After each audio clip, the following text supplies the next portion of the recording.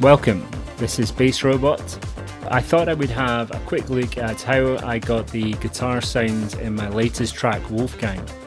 So here's the guitar in the mix.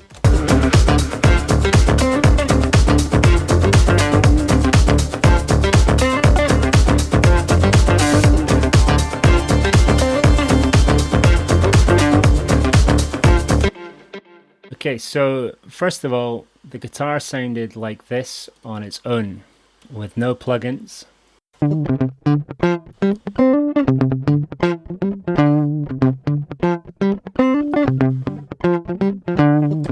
That's my Fender Telecaster into an Avalon 737, and it's the neck pickup.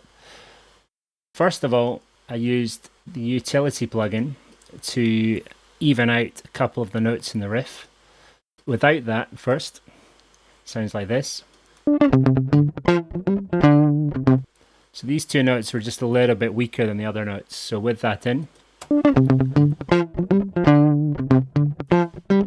so even stuff out before I start compressing stuff. Then next, Shep's 73. That's the Waves Neve 73, influenced by Nile Rogers. And that's adding some drive, some highs, it's adding some mids, and it's cutting at 160. So without and with.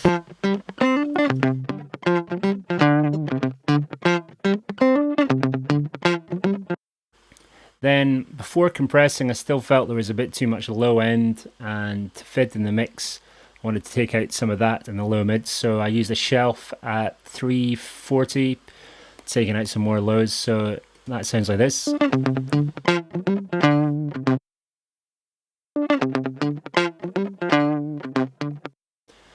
Taking out a bit more low. Then next, an OTT. That's an upwards downwards expander compressor. Used a lot in EDM. I'm just using it really low here, 7%. Just adds a bit more presence, strength to the sound. Without and with. Then some more compression. Our comp. This is just an electric guitar preset that I think I tweaked a bit. Fast attack, fast release.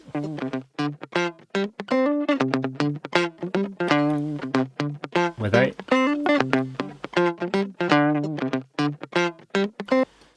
Then going into the Waves Pultec EQ, that's adding back in some lows. It's boosting some high mids at 3K, and it's attenuating a bit at 10K. So without and with.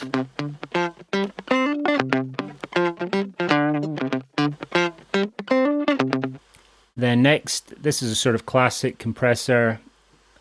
I think this was again influenced by the Nile Rogers type idea. 1076. It's got a medium attack but a really quick release like the previous compressor, just to let the guitar articulation come through. So without that, it sounds like this. And with.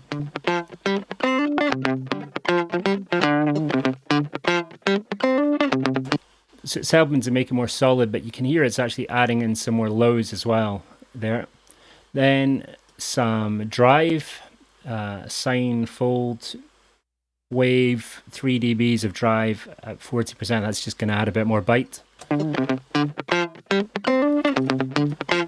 with that in. Next up, some bit crushing, decimort for that. And the idea here was to try and recreate Daft Punk Discovery era sampler. I think that had sample at 11K. It's not much. If I turn it up, you can really hear it. I'm only using it 10%. Some more EQ, taking out lows again. Every time you add distortion, you're just adding back in lows. But also wanted to take out some kind of quite low mids, I guess. 180. Let's just hear that without and with. If I boost that frequency here, you'll really hear it. It's one particular string is kind of a bit resonant and just too heavy. So then chorus, this is the Juno chorus, adding width.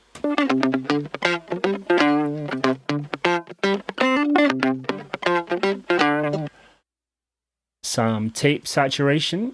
I think this again is like a preset I tweaked. Off and on.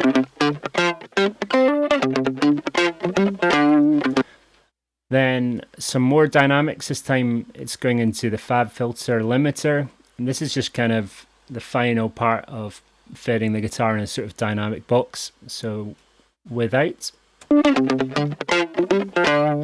and in.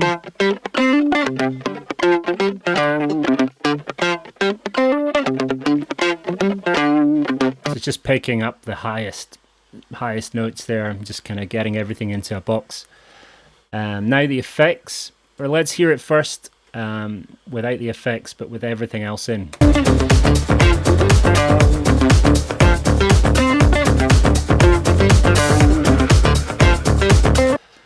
So then I just added rim reverb, the Valhalla, 11%. It's quite a short reverb, but it still sounds quite big.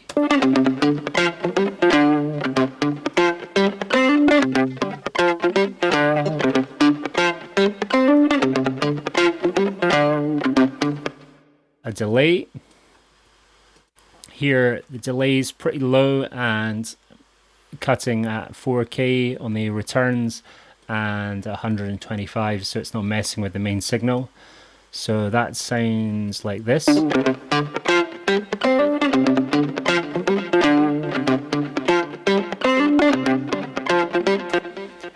Then with all that in, I just felt it sounded a little bit too wide now with the delay and the chorus and stuff, so this is just the utility plugin, just making it a bit less wide again. So without that, and with,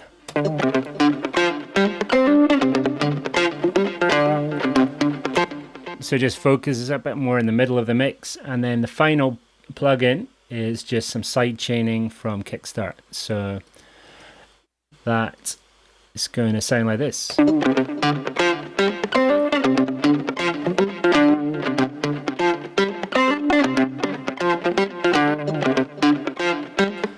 So if I group all those plugins together, you can just hear a sort of before and an after. So without, and then in,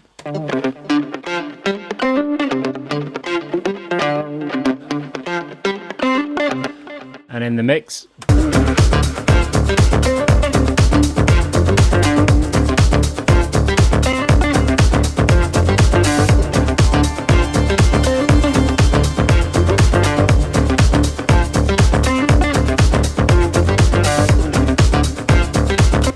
So I hope you enjoyed that, and if you've got any questions or comments, just let me know below.